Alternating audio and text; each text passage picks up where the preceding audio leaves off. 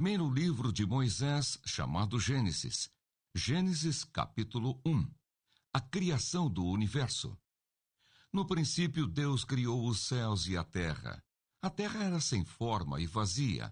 Havia trevas sobre a face do abismo e o Espírito de Deus se movia sobre as águas. Então Deus disse: haja luz, e houve luz. E Deus viu que a luz era boa e fez separação entre a luz e as trevas. Deus chamou a luz dia e chamou as trevas noite. Houve tarde e manhã, o primeiro dia. E Deus disse: haja um firmamento no meio das águas e separação entre águas e águas. E Deus fez o firmamento e a separação entre as águas debaixo do firmamento e as águas acima do firmamento. E assim aconteceu. E Deus chamou ao firmamento céus. Houve tarde e manhã, o segundo dia. E Deus disse: ajuntem-se as águas debaixo dos céus, num só lugar, e apareça a porção seca. E assim aconteceu. Deus chamou a porção seca terra, e ao ajuntamento de águas chamou mares. E Deus viu que isso era bom. E Deus disse: que a terra produza relva, ervas que deem semente e árvores frutíferas que deem fruto segundo a sua espécie, cuja semente esteja no fruto sobre a terra. E assim aconteceu. E a terra produziu relva, ervas que davam semente segundo a sua espécie e árvores que davam fruto, cuja semente estava nele, conforme a sua espécie. E Deus viu que isso era bom. Houve tarde e manhã, o terceiro dia. E Deus disse: que haja luzeiros no firmamento dos céus, para fazerem separação entre o dia e a noite, e sejam eles para sinais, para estações, para dias e anos, e sirvam de luzeiros no firmamento dos céus, para iluminar a terra. E assim aconteceu. Deus fez os dois grandes luzeiros, o maior para governar o dia e o menor para governar a noite. E fez também as estrelas, e os colocou no firmamento dos céus, para iluminarem a terra, para governarem o dia e a noite, e fazerem separação entre a luz e as trevas. E Deus viu que isso era bom. Houve tarde e manhã, o quarto dia. E Deus disse: que as águas sejam povoadas de enxames de seres vivos, e as aves voem sobre a terra, sob o firmamento dos céus. Assim Deus criou as grandes criaturas marinhas e todos os seres vivos que se movem, os quais povoam as águas, segundo as suas espécies, e todas as aves, segundo as suas espécies. E Deus viu que isso era bom, e Deus os abençoou, dizendo: sejam fecundos, multipliquem-se e encham as águas dos mares, e na terra se multipliquem as aves. Houve tarde e manhã, o quinto dia. E Deus disse: que a terra produza seres vivos, conforme a sua espécie, animais domésticos, animais que rastejam e animais selvagens, segundo a sua espécie. E assim aconteceu. E Deus fez os animais selvagens segundo a sua espécie, e os animais domésticos conforme a sua espécie, e todos os animais que rastejam sobre a terra segundo a sua espécie.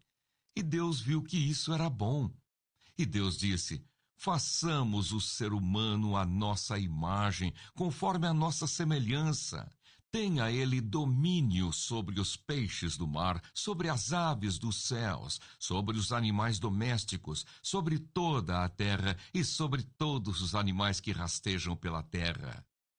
Assim Deus criou o ser humano à sua imagem. A imagem de Deus o criou, homem e mulher os criou, e Deus os abençoou e lhes disse: sejam fecundos, multipliquem-se, encham a terra e sujeitem-na. Tenham domínio sobre os peixes do mar, sobre as aves dos céus e sobre todo o animal que rasteja pela terra. E Deus disse ainda: Eis que lhes tenho dado todas as ervas que dão semente e se acham na superfície de toda a terra, e todas as árvores em que há fruto que dê semente. Isso servirá de alimento para vocês. E para todos os animais da terra, todas as aves dos céus, e todos os animais que rastejam sobre a terra, em que há fôlego de vida, toda a erva verde lhes servirá de alimento. E assim aconteceu. Deus viu tudo o que havia feito, e eis que era muito bom. Houve tarde e manhã, o sexto dia. Gênesis capítulo 2. Assim, pois, foram acabados os céus e a terra e tudo o que neles há. E havendo Deus terminado no sétimo dia a sua obra que tinha feito, descansou nesse dia de toda a obra que tinha feito. E Deus abençoou o sétimo dia e o santificou, porque nele descansou de toda a obra que, como Criador, tinha feito. A formação do homem.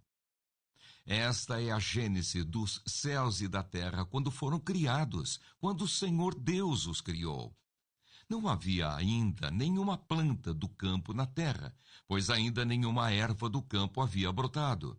Porque o Senhor Deus não tinha feito chover sobre a terra, e também não havia ninguém para cultivar o solo. Mas uma neblina subia da terra e regava toda a superfície do solo. Então o Senhor Deus formou o homem do pó da terra e lhe soprou nas narinas o fôlego de vida, e o homem se tornou um ser vivente. E o Senhor Deus plantou um jardim no Éden, na direção do Oriente, e pôs nele o homem que havia formado. Do solo o Senhor Deus fez brotar todo tipo de árvores agradáveis à vista e boas para alimento. E também a árvore da vida no meio do jardim e a árvore do conhecimento do bem e do mal.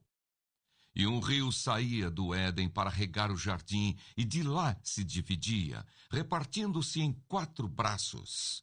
O nome do primeiro é Pison, que rodeia a terra de Havilá, onde há ouro. O ouro dessa terra é bom.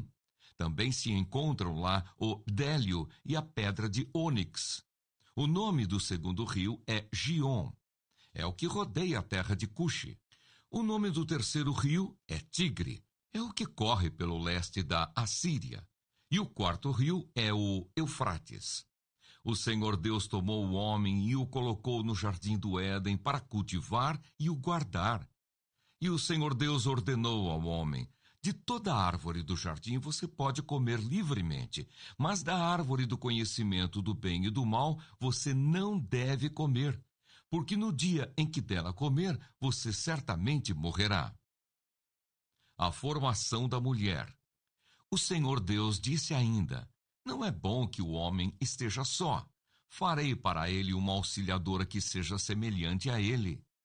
Havendo, pois, o Senhor Deus formado da terra todos os animais do campo e todas as aves dos céus, trouxe-os a Adão, para ver que nome lhes daria. E o nome que ele desse a todos os seres vivos, esse seria o nome deles. O homem deu nome a todos os animais domésticos, às aves dos céus e a todos os animais selvagens. Mas para o homem não se achava uma auxiliadora que fosse semelhante a ele. Então o Senhor Deus fez cair um pesado sono sobre o homem, e este adormeceu. Tirou-lhe uma das costelas e fechou o lugar com carne. E da costela que havia tirado do homem, o Senhor Deus formou uma mulher e a levou até ele. E o homem disse: esta, afinal, é osso dos meus ossos e carne da minha carne. Será chamada varoa, porque do varão foi tirada.